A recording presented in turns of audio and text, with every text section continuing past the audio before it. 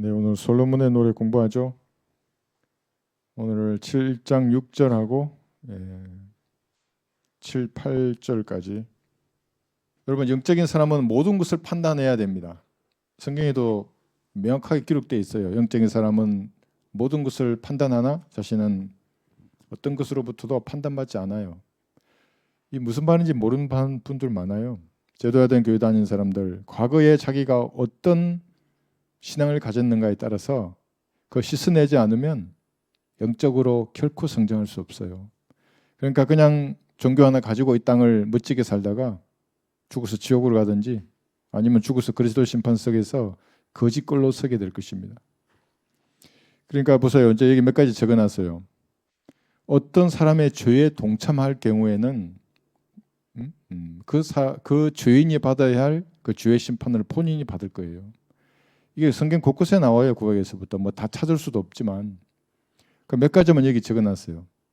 포괄적 차별금지법. 이게 이재명 대표가 공약으로 내놓은 거잖아요. 포괄적 차별금지법이라는 게 뭔지 뭐 검색하면 다 나와요. 개별적인 차별금지법이 있는데도 불구하고 이 법이 이제 통과되고 실행되면 뭐 하는 줄 아세요? 거리에서 지옥을 외칠 수 없어요. 왜냐하면 내가 불쾌감을 주잖아요. 그러면 구원 안 받은 사람을 내가 차별하는 거잖아요. 여기 구원 받은 사람, 안 받은 사람, 이게 차별하잖아요. 기분 나쁘잖아요. 나를 고소할 수 있는 거예요. 이미 다른 나라도 그러잖아요. 그래서 설교 못해요. 지옥을 외치지 못한다고요. 성경적 은혜의 복음을 말할 수 없는 나라가 되는 거예요. 그러면은 어떻게 되겠어요? 그 포괄적 차별금지법을 실행하는 당에 내가 표를 줬어요. 그러면은 복음을 막는 사람이 되는 거예요. 내가. 그럼 복음을 듣지 못하고 지옥으로 가는 사람의 피를 내 머리로 돌리실 거예요. 주님이. 그래서 정치인은 먼저 판단한다고요. 성경적 그리스도인들은 전부 다. 왜냐하면 그 정치인의 정책에 내가 잘못해서 표를 줬어요. 모든 상급은 끝이에요. 마귀의 일에 내가 표를 줬는데 주님이 그걸 가만 보고 계시겠어요? 그럼 왜 분별하지 못하겠어요? 자기 마음속에 자기가 표를 주는 그 사람이 들어있다고요. 여러분 김어준 방송 들으세요? 그럼 그 사람 마음속에 김어준이가 있다고요. 이재명 대표가 좋아요? 그 사람 마음속에 이재명 대표가 있어요. 김어준 방송에서 말했던 그런 말이 되지 않는 가짜 뉴스들이 너무나 많다고요. 그 사람들. 뭐 한동훈을 사살한다 그러고 지금도 믿고 있을 거예요. 왜 그게 믿어지겠어요? 자기 마음속에 그런 영이 들어있는 거예요. 자기 마음이 그렇게 먹으니까 주님께서 그래 그게 사실로 받아들여지게 만들어서 그 사람을 지옥으로 보내든지 그리스도 심판상에서 거지로 만드는 거예요. 그래서 누가 어떤 당이 이런 거 하는 거예요. 차별금지법, 은혜의 복음, 죄의 지옥 심판이 부정적이잖아요. 이게 반사회적인 설교자로 나를부터 낙인 찍을 거예요.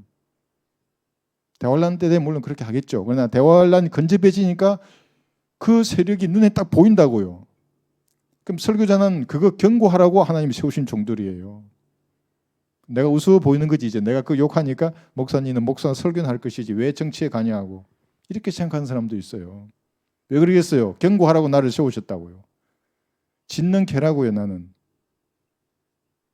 다른 거 없어요. 관심 전혀 없어요. 일도 없고 그 시간도 없고 그런 것에 관심들.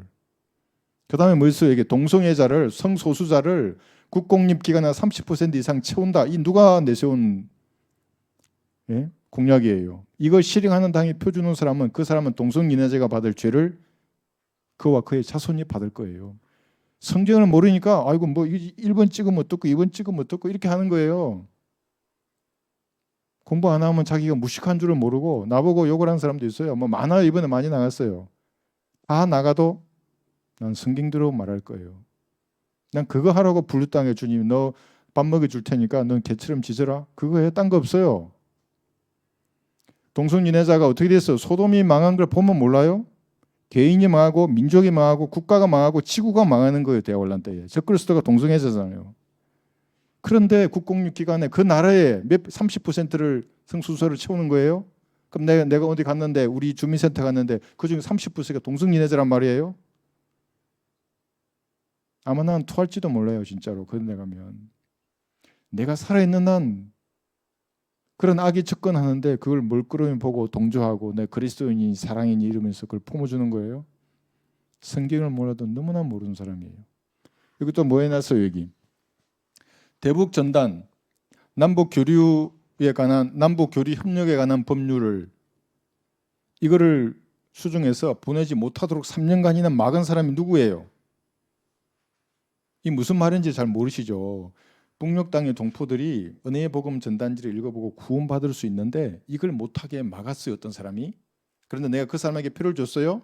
그러면 복음을 듣지 못하고 죽은 사람의 피를 그 사람에게 물을 거예요. 하나님이. 제 말이 거짓말인 것 같으면 성경 좀 찾아봐야 하는데 읽어주기도 싫어요. 그런 사람들. 그러니까 자기가 1번 찍으면 어떻고 2번 찍으면 어떻고 그리스도인이면 기도해보고 찍어야 돼요. 하나님 복음을 막는 당이 누구입니까? 예수님이 피로 다 이루어 놓으셨는데 이 피를 전하지 못하도록 만든 마귀의 세력이 누굽니까? 진지하게 안 물어보니까 하나님이 진지하게 대답하지 않으시는 거예요. 대신 마귀가 와서 진지하게 말하지. 속닥속닥. 야 사람이 먼저란다. 야 더불어 함께 살아야지. 그게 반성경적인 사상이에요. 사람이 먼저가 아니고 하나님이 먼저라고요. 그래서 하나님께서도 하나님을 먼저 사랑하라 그러고 그다음 사람을 사랑하는 거예요. 이게 바뀌면은 마귀가 되는 거예요. 사람을 먼저 사랑하고 두 번째가 하나님이 되면. 성경을 모르니까 내가 지금 이렇게 말하면 저 광신자, 뭐 극단주의자, 뭐 분리주의자, 흑백주의자, 뭐 원리주의, 교조주의, 뭐라고 다 붙여봐요. 성경이 그렇게 말씀하시는 거니까. 그래서 남북 교류 협력에 관한 법률을 바꿔가지고 북녘 땅에 전단을 은혜의 복음을 보내지 못하도록 막은 당은 마귀의 세력이에요. 실제적인 마귀의 세력이 법률을 가지고 노는 거예요. 3년간 법률을 못하게 하다가 우리 기도하니까 주님이 법률을 바꿔주셨잖아요. 그런데 또 그 세력이 이제 덕분을 잡으려고 하고 있어요. 그런데 그리스도인이 그 사람 뒤를 따라가는 거예요. 그리스도인이 아니에요. 그 사람은. 그러니까 어떤 사람하고 얘기해 보면 쎄하다 하잖아요. 여러분. 아, 이 사람 이상하네. 이 어둠이 뭐지? 이 어두움이. 이 벽이 뭐지? 이 벽이 탁 부딪힌다고요. 그게 다양하지만 우리나라로 치면 좌익에 속한 사람의 영을 가졌잖아요. 그러면 쎄하다고요. A하고 B로 가는 거는 직선이 너무나 쉬운데 이 사람은 A에서 출발했는데 B를 찾지를 못해요. 그러면 왜이지 뭐지 이 사람이 이렇게 하다가 나중에 알게 되는 거예요. 아, 이 사람은 좌익의 영에 점유당했구나. 그게 마귀의 영이라고요. 그게. 내가 항상 강조하잖아요. 좋은 말로 미사옥으로 사람의 마음을 완전히 사로잡는 거예요. 이게 누구예요? 적그리스도 영을 가진 사람들이라고요. 그래서 적그리스도도 평화로 많은 사람들을 죽인다고요. 평화의 왕인데 자기 밑에는 해골이 있다고요. 지구 인구의 3분의 2나. 여러분들 그래서 성경을 잘 공부하시고 성경적 그리스도인이 어떤 자세를 가져야 하는가 이 중요하거든요. 정치를 특히 바라보는 눈. 이 모든 권력의 정점에 이 정치 권력자들이 있잖아요. 이거 판단하지 못하고 뭐 말씀만 전해야지 뭐 정치 얘기를 꼭 해야 되나 강단에서 뭐 좌익이 어떻고 우익이 어떻고 그런 일 왜 하냐고 이 가운데로 가야지 교회도 성장하고 부흥하지 이쪽도 오고 저쪽도 오고 그건 동물원이지 교회가 아니에요. 하나님의 피로 사신 하나님의 교회는 자유에 대해서는 명확하대요. 그 사람의 태도나 자세가. 여기 또 뭐예요? 부정선거. 부정선거를 행하는 당에게 내가 점수를 주잖아요. 그 사람은 그대로 지옥이라든지 아니면 그리스도 심판석에서 거짓골이 될 거예요. 아니 뭐 부정선거 좀 하면 어쩌고 뭐 그게 어쩌고 뭐 성경하고 그게 무슨 상관이냐고. 마귀의 영이라고요. 그것이. 생각해 보세요. 중국이 부정선거에 개입하지 않는 때가 없어요. 다 개입했다고요. 우리나라만 그럼 안 했겠어요? 깨끗해요. 바로 옆에 있는데 우리나라만. 예? 친중 세력이 얼마나 많아요. 우리나라 정치계나 이런데. 그러니까 내가 뭣도 모르고 부정선거 하는데 표를 줬어요. 그 사람 끝난 거예요. 그리스도는 아니에요. 그럼 내가 어떻게 하냐고 부정선거를. 모르지만 하나만 보면 알잖아요. 몇 가지 증거 나온 거. 종이가 구부려졌는데 시간이 지나면 이게 쫙 펴져가지고 신건처럼 빳빳해지는 그런 종이가 진짜로 있냐고요. 이게 형상 기억 용지 그걸 만들었지만 특수 재질 뭐 코팅 종이라며요. 그게 당근에서 팔더만요. 10억 주고 한 장에 10억이더만요. 그래 이번에 선거할 때 그럼 도대체 얼마 몇백 조를 찍은 거예요. 그게 없는 거지. 그러니까 뭔 거짓말을 그렇게 해요. 종이 2개도 붙더만요. 이렇게 딱 봐서 그 영상이 다 있어요. 그 외에도 영상이 너무나 많아요. 그런데 헌법재판소의 재판관이 더 이상 부정선거에 대해서 말하지 못하도록 윤 대통령 입을 막잖아요. 이게 독재가 아니에요? 그런데 그리스도인의 사랑을 외치고 있는 사람은 하나님의 영이 그 사람 안에 없는 사람이거나 아니면 쓰레기예요. 그 인간이. 쓰레기. 자기 마음속에 기모준이가 있다고요. 여러분 진짜로 이 땅에서 구원받지 않았더라도 건전한 생각을 가진 사람이라면 자기 복장부터 바라오게 돼 있어요. 머리도 기본적으로 하고 뭐 빤말하는 게 아니라 기본 면도도 기본은 하고 기본 외모가 드러나게 돼 있다고요. 그리스도인도 그렇지만 그리스도인이 아니더라도. 그래서 여러분들이 이거 한 게 그거예요. 이거 점 찍었잖아요. 만화의 그 외에도 여러분들이 나도 부지간에 몰라서 그런 것에 참여했다 그러면 돌아서야 한다고요. 계시록 18장 4절 보세요. 대환란 때가 되면 너무나 많은 사람들이 로마 카톨릭으로 들어갈 거예요. 지금은 보이지가 않죠. 조금 지나면 사제와 정치 권력자의 권력이 동등하게 될 거예요. 우리가 올라가고 나면 그런 날이 와요. 지금은 물밑에서 기다리고 있죠. 계시록 18장 4절.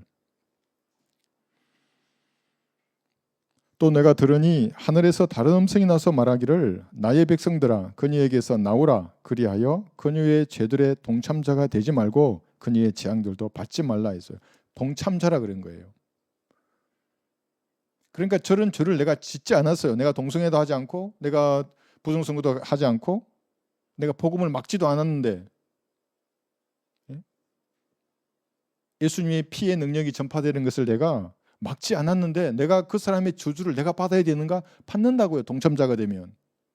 이거 외에도 많아요. 구약에는 너무나 많아요. 그런 것들이.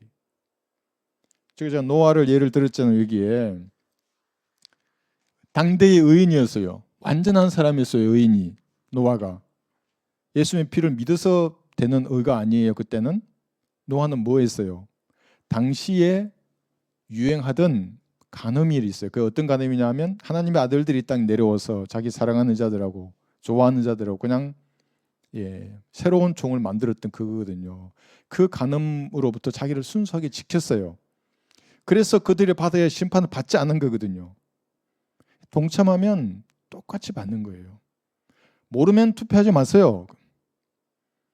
정하고 싶으면 기도하고 하는 거예요. 하나님 어떤 사람이 성경적인 사람 없으면 안 하면 돼요. 나는 하죠. 나는 차선이라도 자유 대한민국의 이 자유를 지키는 사람에게 표를 줄 거라고요. 물론 구원받지 않으면 거기서 거기죠. 그러나 내가 이 땅을 살아가야 하는데 왜 이런 자들에게 표를 줘야 하는 겁니까? 이 거짓말쟁이들한테. 그건 아니잖아요. 이번에 여러분 학원 강사 중에 전한길 선생님이라고 있어요. 아주 그 사람도 시원하게 말하더만요. 부정선거를 입에 담지 못하게 하는 그 사람이 부정선거범이라고요. 왜 말을 못하게 하냐고요. 왜? 이 나라가 무슨 북한이에요? 이 종이가 있으면 가져오면 되잖아요. 펴지는 종이가. 자기 마음속에 그가 있기 때문에 그를 따라가는 거예요. 그러니까 지옥에 가는 사람들도 나름대로 확신을 가지고 다 간다고요. 나는 이것이 옳다고 믿고 지옥으로 간다고요. 근데 그 나는 자기가 좋아하는 사람이에요. 즉 그리스도. 다 지옥으로 간다고요. 불쌍하죠. 사실은 사람들이 왜 그딴 것을 좋아하냐고요. 가장 고상하신 분 예수님이신데 가장 사랑스러운 분도 예수님이시고 자유로우신 분 자비하시고 노하기를 더디하시고 오래 참으시고 모든 선한 것들과 빛들의 좋은 것들을 주기를 원하신다고요. 하나님께서는. 근데 그런 생명의 원천은 버리고 마귀를 쫓아가는 사람들이 어떻게 되겠어요? 여러분 조금만 기다리세요. 제가 가지고 있는 여기 이제 해놨죠. 생각이 뭐냐면 여기 역습의 목표. 예수님께서 이 땅에 내려오실 때 보세요. 오늘 진도보다 이거 먼저 할게요. 예수님께서 이 땅에 내려오실 때 역습하는 거거든요. 역습이란 말은 잃어버린 땅을 회복하는 거예요. 그 작전을 말하거든요. 그래서 예수님은 진짜로 기병대를 데리고 이 땅에 내려오셔가지고 기병대의 역습의 정석대로 그대로 들어가신다고요. 군 부대에서 진짜로 역습 계획을 만들 때 둘 중에 하나거든요. 어느 지역을 목적으로 할 것인가. 그래서 그 지역을 장악함으로써 적을 괴멸시킬 것인가. 아니면 즉 부대에다 초점을 둬요. 이 부대를 찾아가서 다 경멸함으로써 이 역습 작전을 성공할 것인가. 뭐 이런 고민을 해요. 그런데 예수님은 둘 다예요. 지역은 예루살렘이고 부대는 2억의 적그리스도 군대와 그를 지원하는 모든 세력들이에요. 하루에 썰어버리시거든요. 계엄령을 할 때도 마찬가지예요. 자기의 전부를 걸었을 거 아니에요. 그 똑똑한 사람들이. 그 이상한 애들처럼 뭐 대통령이 술 먹고 그런 짓을 할 리가 있어요? 한번 생각해 보세요. 그러면 분명히 핵심 목표를 찍었을 거예요. 선관위는 부수적인 거예요. 그 서브도. 물론 그 서브에다가 이미 백도어 프로그램을 설치해 나가고 다 알았을 거예요. 그러나 그거보다는 더 중요한 거는 사람이에요. 사람. 정언할 수 있는 사람. 그런 것이 없는데 작전을 실행했다 그러면 내가 실망하지, 그 사람들의 수준을.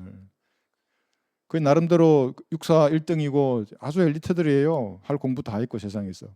분명히 핵심적인 목표를 지적해서 그걸 확보했을 거예요. 조금만 더 기다려보면 돼요. 뭐 이번 주말이라고 말하는 사람들도 있던데. 그래서 여러분들은 이렇게 되지 말아야 돼요. 잘 되돌아봐야 되는 겁니다. 왜냐하면 요한일서 1장 8절 보세요. 여러분에게 중요한 것은 온전한 상이에요. 열심히 고생해서 상을 내가 얻었는데 투표할 때 내가 그냥 일찍을 했어. 끝난 거예요. 그 사람은. 동성애자를 찍은 거예요. 내가. 부정선거범을 찍은 거고. 요한 이렇게 말하면 잡아간다나요? 참. 그러니까 민주가 아니라 독재라고요. 전부 다. 요한일서 1장 8절 보시면 내 자신을 돌아보라. 이는 우리가 이루어 놓은 것들을 잃지 아니하고 온전한 상을 받으려는 것이라.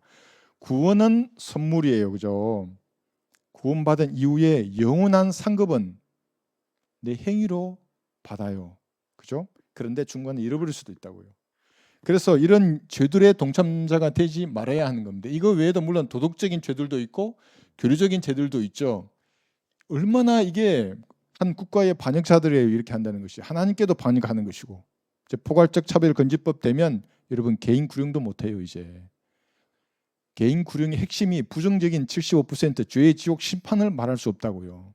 차별하는 거니까. 너 심판받는 거야 그러면 그와 나를, 그를 차별하는 거잖아요. 나는 심판 안 받아, 난 구원 받았어, 니는 안 받았다고 차별하는 거라고 이게.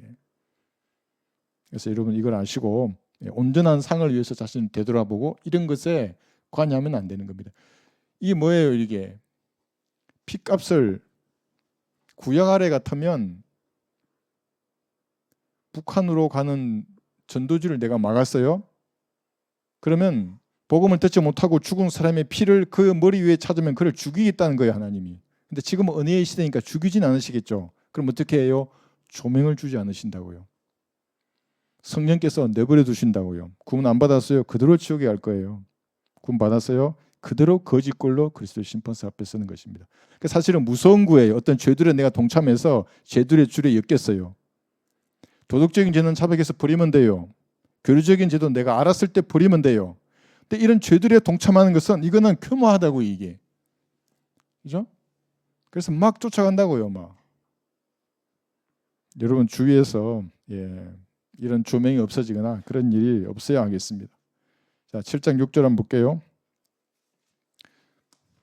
솔로몬의 노래 7장 6절. 오 사랑아 너는 어찌 그리 어여쁘고 아름다워 즐겁게 하는가 그랬죠. 오 사랑아. 여러분 처음 제가 이 판세한 거엔 이 내용이 없는데 여기 이 솔로몬의 노래 보면 4번 더 있어요. 사랑이라는 말이. 오 사랑아. 여러분들을 이렇게 불러주면 얼마나 가슴 뛰겠어요. 그죠? 오 사랑아. 그런데 하나님이 여러분을 그렇게 부르시는 겁니다. 예수님께서 여러분을 볼 때. 여기 솔로몬의 노래 1장 9절 한번 볼까요? 사랑아. 오 내 사랑아 내가 너를 파라오의 병거의 준만 무리에 비교하였노라. 파라오의 병거의 준만 무리. 15절 보면 보라 나의 사랑아 너는 어여쁘고 보라 너는 어여쁘도다. 너는 비둘기의 눈을 가졌도다. 사랑이라고 말한 다음에 눈에 대해서 말합니다. 그래서 세상에서도 눈을 보고 빠졌다 그래요. 저 사람 눈에 빠졌구나. 비둘기의 눈을 가졌도다. 누구에게 하는 말이냐면 예수님의 피로 구원받은 여러분이에요. 여러분을 어린 양의 혼인식이 끝난 이후에 흠도 없고 점도 없는 그 아름다운 신부의 모습을 주님을 보시고 지금 여러분을 아름답다고 말하는 겁니다. 오 나의 사랑아라고. 하나님이니까 그렇게 할 수 있는 거예요. 내가 내 자신을 볼 때는 사랑스럽지가 않아요. 내 양심이 나를 볼 때는. 그런데 하나님의 시각으로 어린 양의 혼인식을 끝난 이후에 정과 흠이 모두 제거되고 성도들의 의를 옷으로 입었던 그때의 모습은 아름다운 거예요. 계시록 여기 19장 7, 8절 보시면 기뻐하고 즐거워하며 그분께 존귀를 돌리세 이는 어린 양의 혼인식이 다가왔고 그의 아내도 자신을 예비하였습니다. 이제 그녀에게 허락하사 정결하고 흰 세마포를 입게 하셨으니 세마포는 성도들의 의라고 하더라. 이 상태를 보시고 여러분들을 오 사랑아 이렇게 말하는 겁니다. 내 사랑아. 세상에도 그런 노래 많잖아요. 어와 둥둥 내 사랑 뭐. 근데 그것이 죄 없고 흠 없고 순수한 하나님의 사랑으로 여러분을 부르는 말이에요. 사실은 그게. 그러니까 인간은 거기다가 이제 인간 시각으로 여러 가지를 가미하지만, 그죠? 여기 했고 그다음에 솔로몬의 노래 다시 4장 7절에 가셔도 흠이 없다는 거예요. 여기 어린 양의 혼인식이 끝나고 났으니까 솔로몬의 노래 4장 7절에서도 내 사랑아 너는 모두가 예쁘니 내게는 흠이 없구나. 없어요. 그리스도의 심판석에서 점이나 흠이 다 깨끗하게 씻겨진다고요. 그게 신부단장이 끝내고 이제 혼인식을 끝내고 얼마나 아름답겠어요. 주님 보시기에. 그죠? 줌만 무리와 같기도 하고 병거들을 끄는 그죠? 그다음에 여기 6장 4절에서도 깃발을 든 군대 같다 그래요. 솔로몬의 노래 6장 4절. 오 나의 사랑아 너는 티르사같이 아름답고 예루살렘같이 보기 좋으며 깃발들을 든 군대처럼 위엄이 있도다. 아름다운 것뿐만 아니라 군대처럼 위엄이 있어요. 왜냐하면 이제 내려오잖아요. 지상재림. 그죠? 그러니까 오 사랑아라고 말했을 때에 지금 5번이 언급되거든요. 이게 줌만 무리해 갖고 무리와 같고 비둘기의 눈을 가졌고 그다음에 흠 없고 그다음에 깃발을 든 군대처럼 위엄 있는 사랑하는 여인 예수님의 피로 씻음 받은 여러분을 말하는 것이거든요. 자 그렇게 하는데 이제 두 가지 시각 중에서 하나 이거 배웠어요. 어린 양의 혼인식을 마친 신부 미래의 그 모습을 주님이 보시고 지금 여러분들을 오 내 사랑아 하는 겁니다. 구원파는 이것만 아는 거예요. 이때의 모습을 보고 구원받은 사람들은 주님이 사랑스럽게 보시거든요. 그런데 뭐가 있어요? 여러분 양심이 스스로 여러분을 포괄해야 할 부분이 있는 겁니다. 이건 모르고 또 의인이라 그래 버리면 물론 의인이에요. 이런 관점에서는 1번 관점에서는. 그런데 내 양심이 나를 봤을 때 드러나는 다양한 것들을 판단해야 합니다. 그리고 자백해서 버려야 되고 이것이 고전 11장 31절 지금 왜 제가 이런 말을 하냐면 그래야 주님과 교제가 된다고요. 아니 주님은 나를 오 나의 사랑이라 그러고 나를 흠없고 점 없이 너무나 나를 사랑하셔. 맞아요. 미래에 그렇게 될 줄 아시고 그런데 나의 양심이 나를 보는 그 모습을 전혀 내가 그릴 수 없어요. 그러면 이상한 사람이 되는 거예요. 고린도전서 11장 31절 이걸 여러분들이 가만히 생각해 보세요. 무슨 말인지. 이게 두 번째 심판이거든요. 두 번째 심판은 뭐냐면 첫 번째 심판은 갈보리에서 흘리신 예수님의 피를 믿음으로 구원받는 거예요. 이게 첫 번째 죄에 대한 심판. 그렇게 구원받은 성도가 이 땅을 살아가면서 스스로를 성찰하고 심판해야 합니다. 그거 없으면 주님하고 교제할 수 없어요. 만일 우리가 우리 자신을 판단한다면 판단받지 않으리라. 내 스스로 나를 심판해야 하는 겁니다. 양심이 찌르는 죄들, 허물들, 잘못을. 그러면 주님으로부터 심판받지 않아요. 어떤 심판이에요? 일시적인 정죄를 말하는 겁니다. 이 땅을 살아가면서 일시적으로 어려움이 닥치지 않는다고요. 그렇지 않으면 교제할 수 없어요. 주님하고. 교제를 못한다는 말은 무슨 말이에요? 마귀들이 가만두지 않는다고요. 여러분들을. 육신이 가만두지 않아요. 자, 그래서 이렇게 두 개가 있는 겁니다. 판단하고 요한일서 1장 보시면 자백하는 겁니다. 판단했어요. 아 그래 이것이 잘못이었구나. 내가 성령을 쫓아서 한 말이 아니었구나. 내가 시기했구나. 내가 다툼을 가지고 있었구나. 여러 가지 있다고 하나님의 속성과 반하는 것들. 요한일서 1장 8, 9절. 만일 우리가 우리에게 아무 죄도 없다고 말하면 우리 자신을 속이는 것이요 진리가 우리 안에 있지 아니하나 우리가 우리 죄들을 자백하면 그는 신실하시고 의로우셔서 우리 죄들을 용서하시며 모든 불의에서 우리를 깨끗하게 하시느니라. 이것이 샘물과 같은 보혈의 능력을 매일 힘입어야 하는 겁니다. 매일, 매 순간. 그래서 거리끼는 게 없는 상태로 주님하고 교제하는 겁니다. 기도로 교제하고 성경 읽으면서 교제하고 찬양으로 교제하고. 뭔가 이상해요. 그러면 씻어서 버려야 하는 겁니다. 두 가지가 이렇게 있다는 겁니다. 근데 여기 자백이 성경 여러 군데 또 나와요. 그럼 이 자백이 뭐냐? 마가복음 1장 4, 5절에 보면 여기도 자백을 해요. 근데 여러분 이제 여기에 자백하고 구원받은 성도가 해야 할 자백은 다른 겁니다. 1장 4, 5절 보세요. 마가복음 1장 4, 5절에서.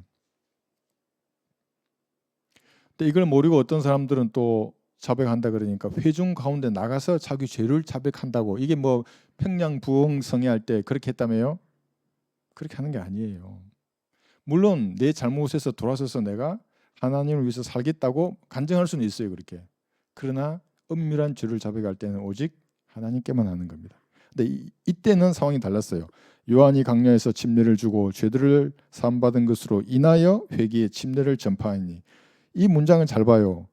죄들이 물속에 들어간다고 제가 씻기는 게 아니에요. 이미 구약의 죄들이, 그 당시의 죄들이 이미 예수님이 아직 피 흘리기 전이지만 짐승의 피들로 죄들을 용서해 주셨다고요. 사함받은 것으로 인하여 그 사실을 믿는다면 저기 물속에 들어가란 말이에요.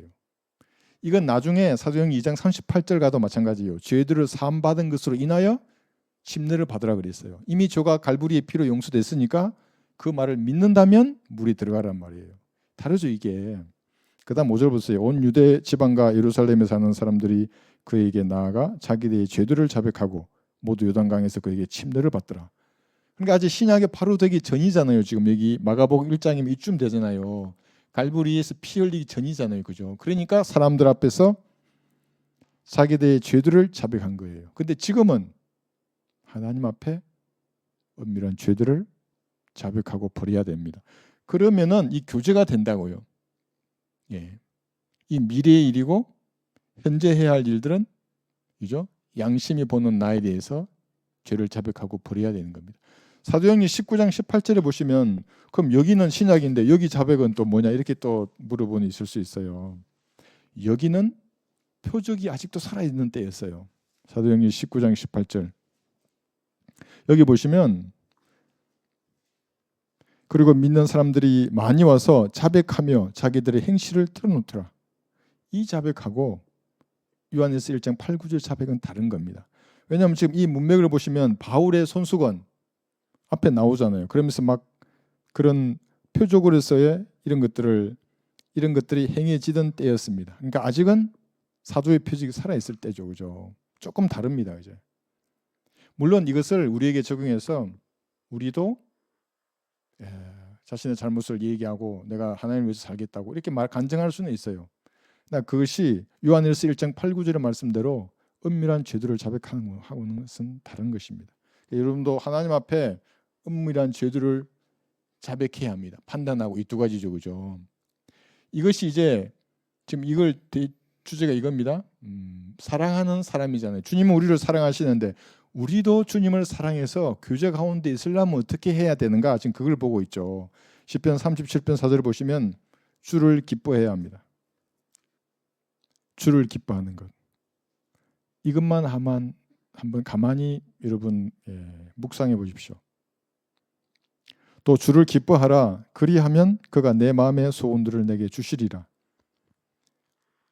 주를 기뻐하라 그랬는데 여러분 다른 걸로 한번 넣어보세요. 세상 사람들은 전혀 이런 게 없잖아요. 돈을 기뻐하겠죠. 건강과 장수를 기뻐하고 만사 형통을 기뻐하겠죠.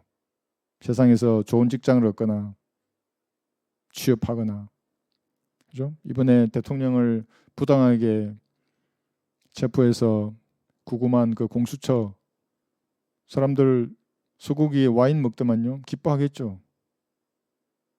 그렇게 해놓고 감옥에 넣어놓고 그날 회식했다고 뉴스에 뜨더만요. 그게 아주 치졸한 사람들이에요.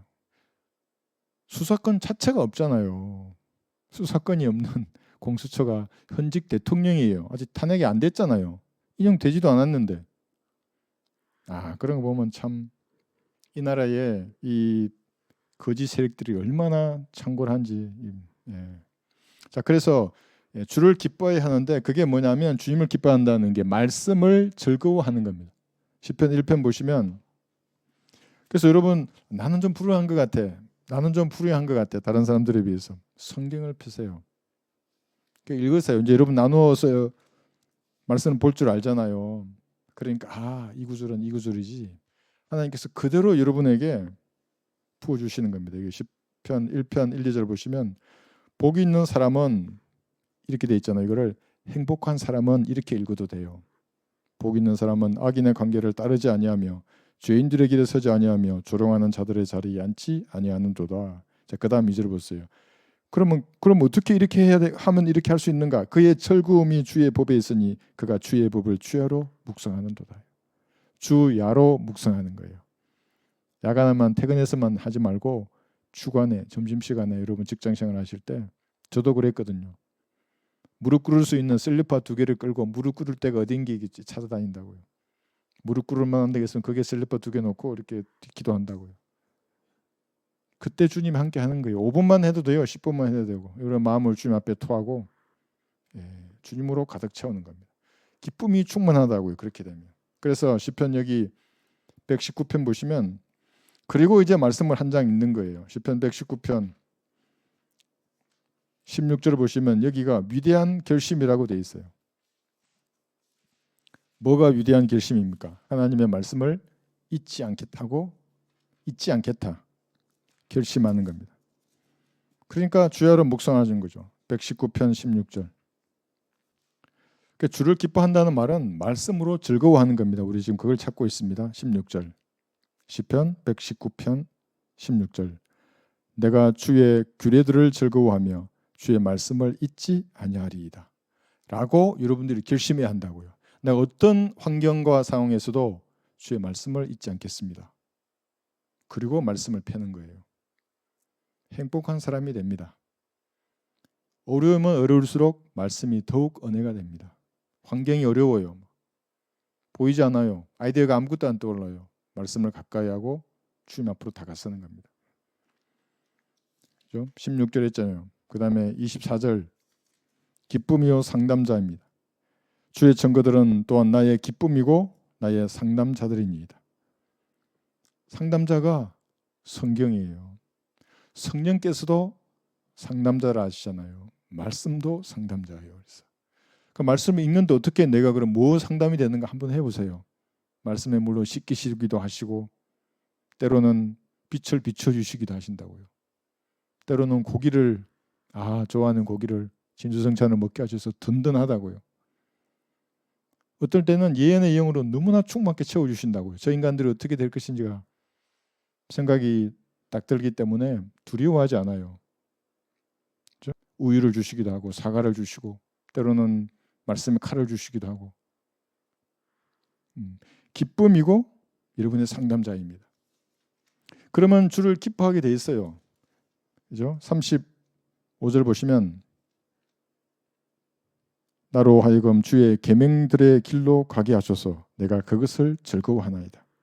계명들의 길, 여러분은 생명의 성령이 법 아래 있다 그랬잖아요. 율법이 아니라. 그럼 그 의의 길로 여러분을 주님이 걷게 하실 것입니다. 가게 하소서 내가 그것을 즐거워하나이다. 두려워하지 말고 주님과 동행하는 게 사실은 두렵거든요. 왜냐하면 왕따가 돼야 되니까 세상으로부터. 그런 생각하지 말고 주님과 함께 내 길을 가겠습니다. 내가 그것을 즐거워하나이다. 47절 보시면 사랑하는 주의 계명이에요. 말씀이에요. 47절 나는 내가 사랑하는 주의 계명들을 즐거워하리이다. 여러분이 사랑하는 주의 계명들 하나님의 말씀이거든요. 이게.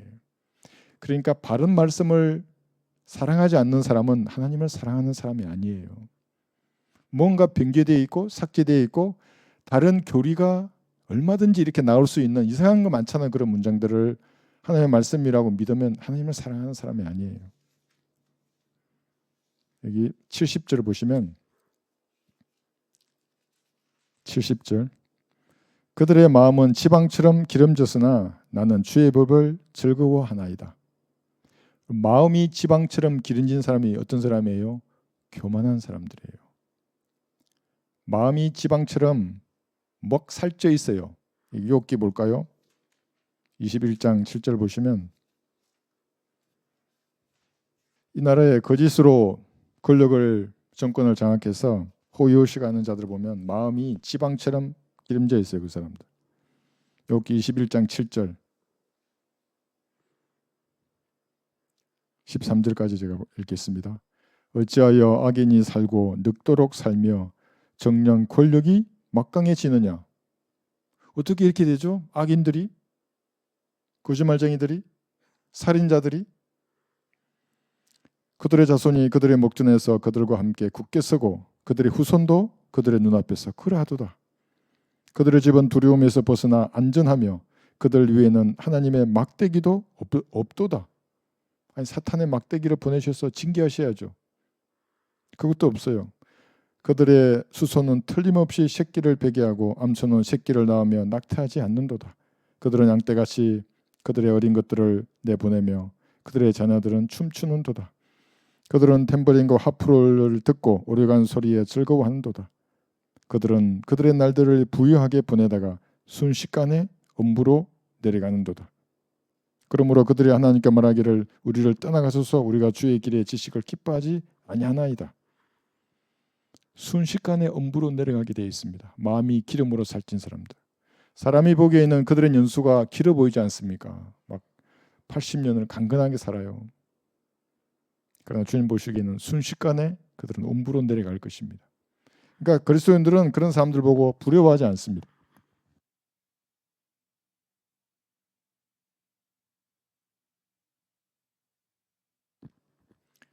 얘기했죠, 그죠? 예.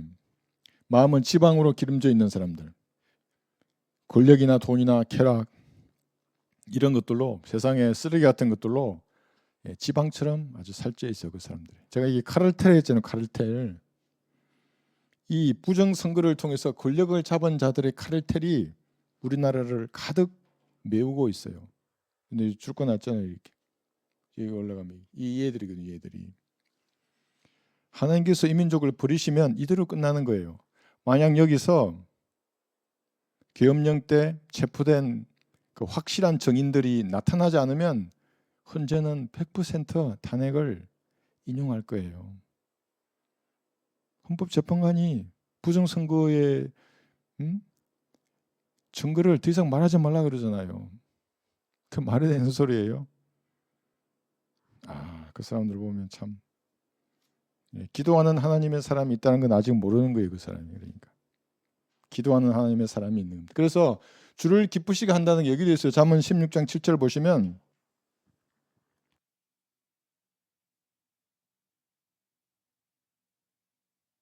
주님을 기쁘게 하는 것도 있지만 주를 기쁘시게 하는 것도 있어요. 잠언 16장 7절.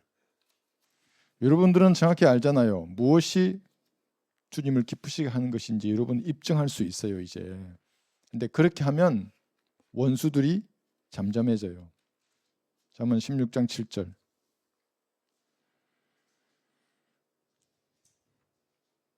사람의 행위가 주를 기쁘시게 하면 주께서 그 사람의 원수들까지도 그와 화목하게 하시느니라.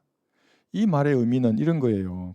이걸 그냥 그대로만 보고 내 행위가 주님을 기쁘시게 하면 내 원수와 내가 친해지겠구나. 그 말이 아니에요. 이게 무슨 말이냐면 여러분이 성경적 믿음을 실행하잖아요. 그러면 둘 중에 하나예요. 원수들이 입이 닫힐 거예요. 말할 수 없어요, 여러분 앞에. 여러분이 성경적 믿음으로 뭔가 실행하잖아요. 그럼 주님이 함께 하는 거거든요, 그게. 그럼 원수들은 말하지 않고 둘 중에 하나예요. 대답을 안 하든지 아니면 살인의 욕구로 가득 차게 돼 있어요. 그것이 현대에 있는 건 이단 사이비로 낙인을 찍는 거예요. 이게 그러면 무슨 말이냐? 스테판을 한번 생각해 보세요. 스테판은 이렇게 했어요. 그의 행위로 하나님을 기쁘시게 했어요. 원수들이 어떻게 했어요? 둘 중에 하나라 그랬잖아요. 스테판의 대답에 아무도 답변하지 못했어요. 대신 어떻게 했어요? 그를 죽여버렸다고요. 볼까요? 사도행전 7장 52절. 그래서 여러분들도 성경적으로 무엇인가 실행하잖아요. 그러면 마귀의 세력들은 저기로 가득 찬다고요. 야, 다른 것은 다 말해도 좋은데 은혜의 복음만은 말하지 말라고. 죄의 지옥 심판 이런 거 말하지 말라고. 예수 믿어요, 사랑해요, 교회 나와요, 하나님을 섬겨요 이런 말은 하는데 사도행전 7장 52, 53 선지자들 가운데 너희 조상이 박해하지 아니한 사람이 어디 있느냐? 어디 있었느냐? 이제 질문했어요. 아무도 답할 수 없어요.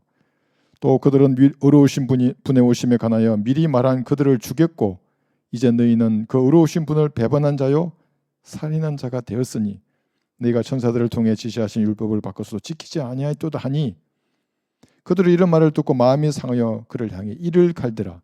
그 다음에 돌로 쳐서 죽여버렸어요.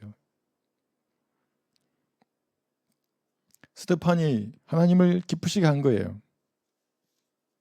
사람의 반응은 살해예요. 살인. 예수님도 마찬가지예요. 예수님도 얼마나 많이 사람들 앞에 질문했어요. 예수님의 질문에 제대로 답변한 사람은 한 명도 없어요. 백부자 심판에도 물론 그렇게 되겠지만 여기 한번 보세요. 마태복음 22장 45절 46절. 그러므로 만일 다윗이 그를 주라 부른다면 어떻게 그가 다윗의 아들이 되겠느냐고 하시니 주께 단 한마디도 대답할 수 있는 자가 없고 그날부터 더 이상 주께 감히 묻는 자도 없더라. 그리고 결국에는 예수님을 죽여버렸어요. 네. 사무엘상 20장 볼까요? 사울의 답변이 있어요. 사울은 어떻게 답변했냐면 여기 있잖아요. 잠잠하든지 그죠? 대답이 없어요. 아니면 죽인다 그랬잖아요. 사울은 창으로 대답했어요. 성경적 믿음을 실행하겠다면 여러분 이런 마음의 자세를 가다듬고 주님 제게 말씀하십시오. 사무엘상 20장. 제가 주님의 뜻을 실행하겠습니다. 그러면 주님이 반드시 물어봐요. 저한테도 물어보셨다고요. 내가 이렇게 되면 어떻게 하겠니? 그 목사님 그러시잖아요. 네가 헌신하면 너를 르코 목사님은 그 개인적인 교제거든요. 네가 나를 위해 헌신하면 만약에 너를 무인도로 가라고 하면 선교사로 가겠느냐? 가죠. 근데 거기 가서 무인도 식인종들이 있는데 거기 가서 만약에 머리만 이렇게 머리만 내놓고 거기 꿀을 발라가지고 벌레들이 모여들잖아요. 그렇게 잔인하게 너를 죽인다면 어떻게 하겠니? 이러면 뭐라 그러겠어요. 개인적인 교제예요. 분명히 그런 게 있어요. 저도 있었고. 사무엘상 20장 20장 33절. 사울이 그에게 창을 던져 그를 치려 한지라 요나단이 그것으로 그의 아버지가 다윗을 죽이려고 결심한 줄 알더라요. 그 앞에 문장 쭉 보면 그래요. 사울의 답변은 창이었어요. 하나님을 기쁘시게 하는 행동에 대해서. 그러니까 그리스도인들도 이 땅을 살면서 무엇인가 주님을 기쁘시게 하고 주님만을 기뻐하잖아요. 말씀으로 즐거워해요. 그러면서 이제 성령께서 여러분 안에서 역사하시는 어떤 일을 하기 시작하는 거예요. 그래서 개인 구령도 하게 되는 거예요. 이제 능력의 도구로 쓰임도 받고 진리에 대해서 자기 몸으로 무엇인가 실행하고 싶은 열망으로 가득 차게 되어 있어요. 이게 성령 충만한 증거거든요. 그러면 반드시 마귀의 세력은 어떤 행태를 보게 되어 있어요. 그래서 그걸 두려워할 필요는 없어요. 두려워할 이유는 없습니다. 여러분 상을 주시려고 그런 일도 생기는 거니까. 이사야 53장 10절 보시면 그를 상하게 하는 것이 주를 기쁘시게 했어요.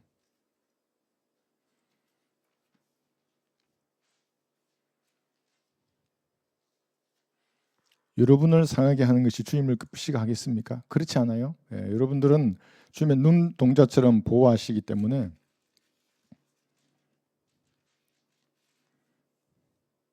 그러나 영적으로는 얼마든지 적용할 수 있어요. 이사야 53장 10절. 그를 상하게 하는 것이 주를 기쁘시게 하였기에 주께서 그를 고난에 두셨도다.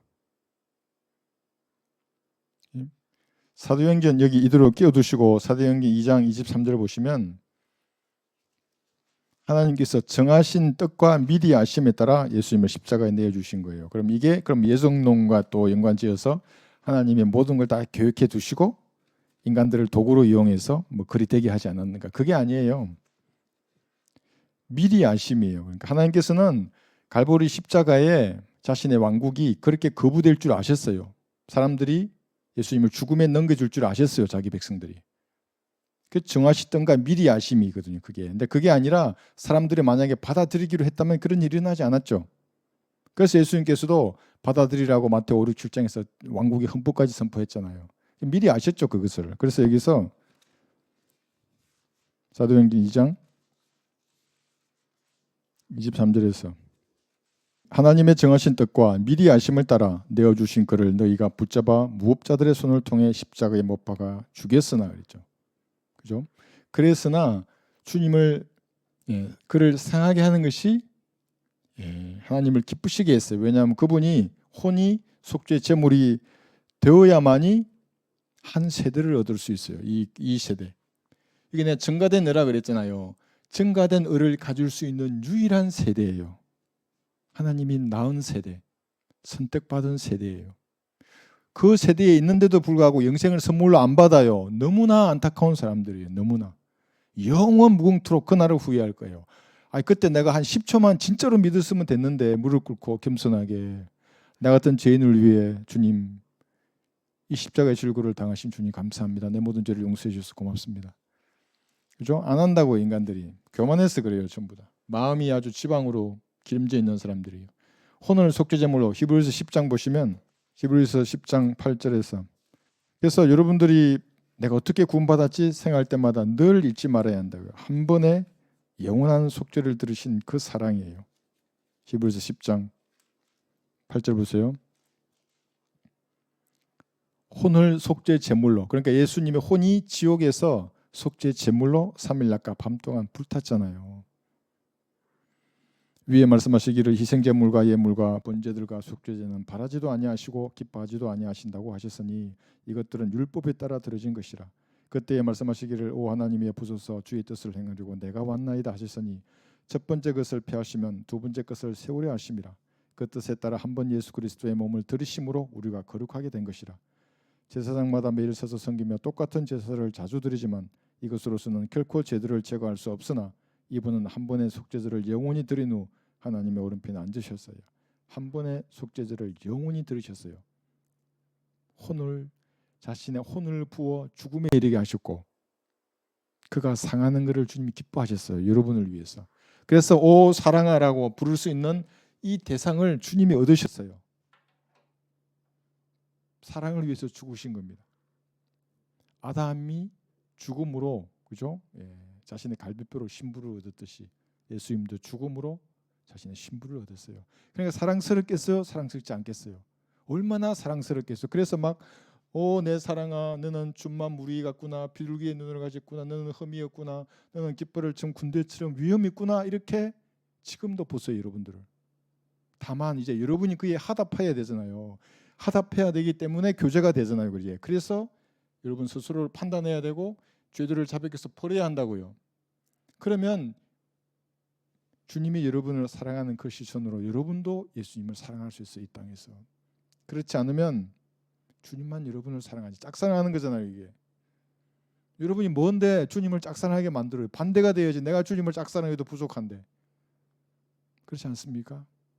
내 평생의 소원 뭐예요? 대속해 주신 그 사랑을 알기 원해네요. 대속해 주신 그 사랑.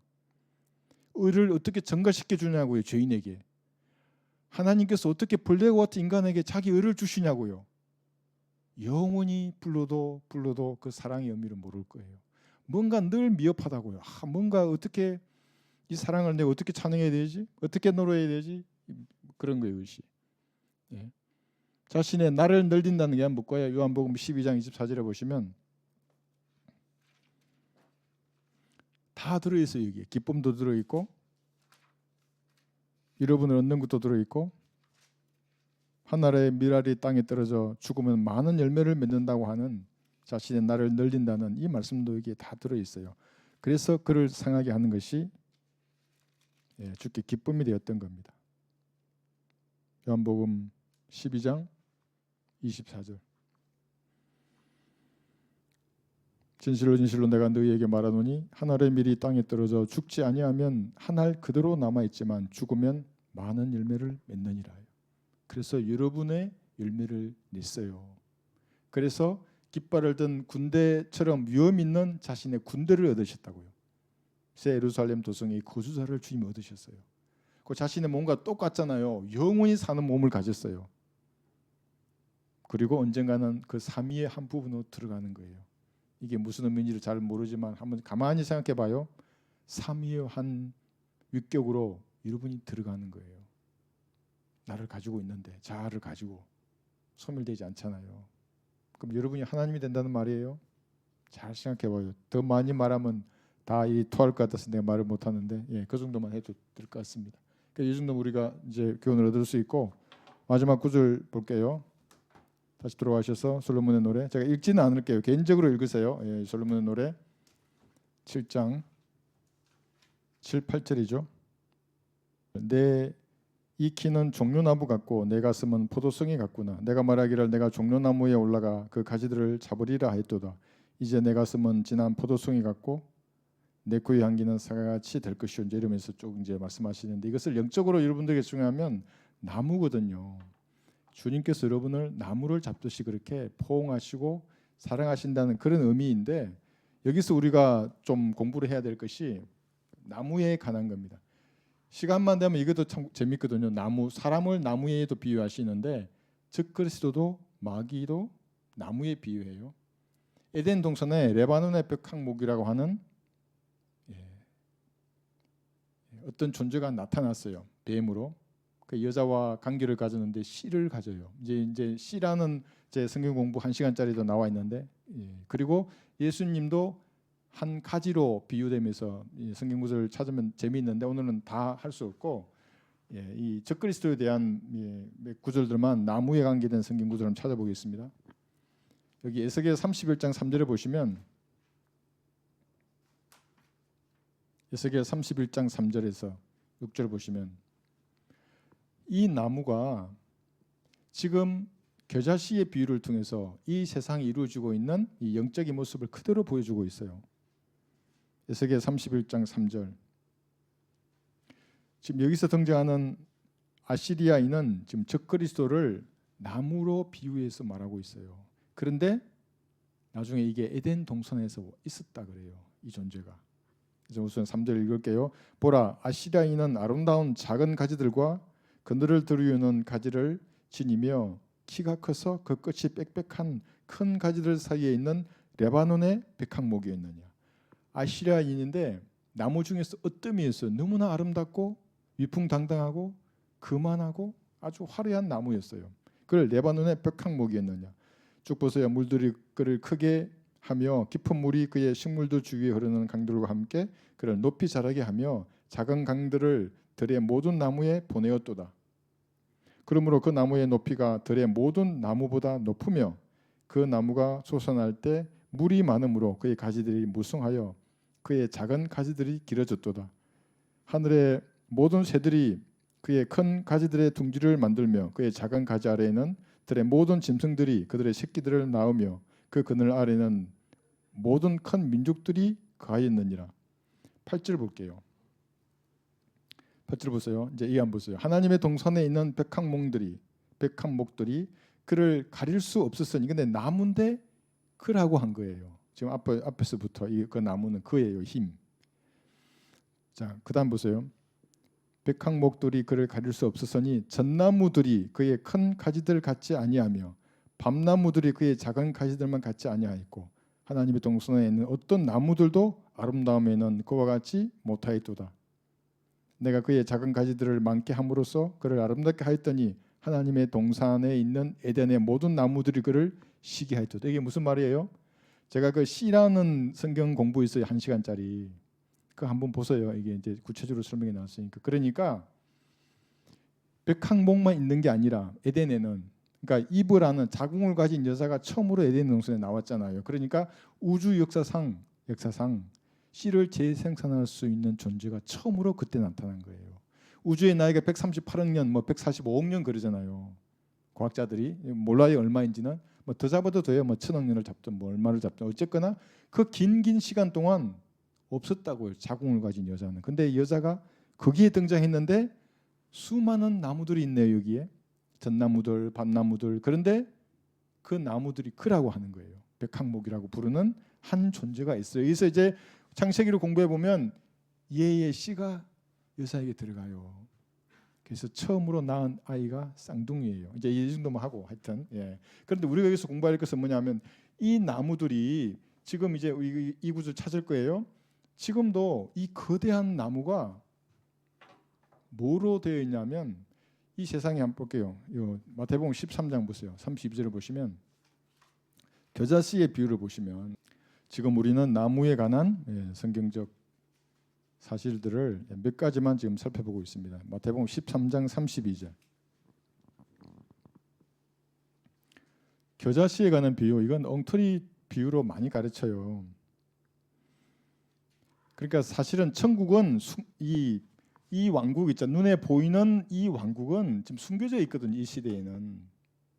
그러니까 비유로서 지금 설명하는 거예요. 남아 있는 것은 영적인 왕국밖에 없어요. 이 교회 시대에는. 그죠? 여러분 이제 아십니다. 그렇게 생각하시고 32절을 보시면 그것은 참으로 31절부터 볼게요. 주께서 그들 앞에서 또 다른 비유를 들어 말씀하시기를 천국은 어떤 사람이 가져다가 자기 밭에 뿌린 겨자씨 한 알과 같으니 그래요. 그러니까 천국은 이상한 왕국이 이 땅을 점령해 버린 거예요. 그게 뭔지를 지금 설명해 32절에서. 그것은 참으로 모든 씨 중에서 가장 작지만 자라나면 푸승기 중에서 가장 커지고 나무가 되면 공중의 새들이 와서 그 가지들에 깃들이느라 하고 하시더라. 이게 무슨 말이에요? 겨자씨는 그냥 푸승기여야 한다고요. 나물이에요. 나무가 아니라 나물인데 나무처럼 비정상적으로 거대하게 커져 버렸어요. 이렇게 커진 나무들 속에 공중의 새들, 마귀들이 들어오는 거예요. 그러니까 모든 민족들도 여기에 있고 왕국들도 여기에 있는 거예요. 이 나무 속에. 이거는 뭐 교회가 확장이 된다거나 복음이 확장된다는 그런 말이 아니에요. 겨자씨가 비정상적인 나무로 커져가지고 천국이 감추어진 이 교회 시대에 얘가 마치 천국처럼 보이는 거예요. 겨자씨인데 나물이 돼야 되는데 비정상적으로 큰 거예요. 여기에 다 들어가 있어요. 세상의 신들, 왕국들, 새들, 마귀의 교회들, 민족들. 예수님께서 오셔서 모두 뽑아내고 다 청소하실 거예요. 지성재림 때. 네, 그 정도 보시면 좋고요. 그래서 여기 그 나무를 그라고 이렇게 하고 있죠. 백항목들, 전나무들, 밤나무들, 이 뭐예요? 이 사람들 초자연적인 사람들. 이 누굴까요? 그래서 창세기 6장에 보시면 하나님의 아들들이 이 땅에 내려온다고요. 그러면 에덴에서 자궁을 가진 그 최초의 여자에게 씨를 줄 수 있는 많은 나무들이 있었을까요? 여러분 생각해봐요. 한번 숙제 내줄게요.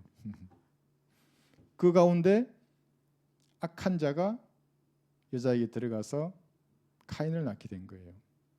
다른 얘들은 백항목들, 전나무들, 밤나무들, 그죠? 걔들은 아름다움이 완벽했던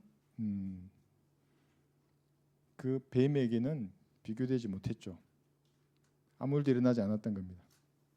하나 더 볼까요? 이게 시편 37편 35, 36절을 보시면 다음 기회가 되면 좀 깊이 있게 이 공부해도 재밌거든요. 시편 37편 35절.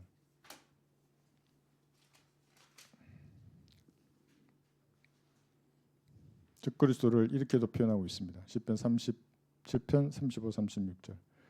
내가 큰 세력을 가진 악인을 보았더니 푸른 울개숲같이 뻗어 나갔으나 그가 사라져 버렸으니 보라 그가 없어졌도다. 정녕 내가 그를 찾아보았으나 찾을 수 없었도다. 그래서 나무라 그러면은 사람을 나무로 하고도 하지만 이 적그리스도를 얘기할 때 백항목이라 그러고 이 백항목은 에덴에서부터 이제 있었던 존재입니다. 그것이 대환란이 가까이 오고 이 왕국 전 3년방이 되기까지는 푸른 울기수처럼 뻗어나갈 거예요. 그러니까 우리가 계속 이거 악하다 그러잖아. 이런 것들이 푸른 울개수처럼 이 땅을 사실은 장악하게 될 거예요. 대환란이 되면 그렇게 될 것인데 근데 우리가 살아있는 이때 그런 우리가 맛을 보잖아요. 지금 그 세력들이 어떤 것들인지를. 그러니까 주님 앞에 기도해서 좀 늦춰달라고 말하는 겁니다. 우리가 올라가고 나서 그런 세상이 와야 되는데 눈 시퍼렇게 뜨고 살아있는데 마귀의 세력이 점점 창궐해지는 걸 보고 있는 것입니다.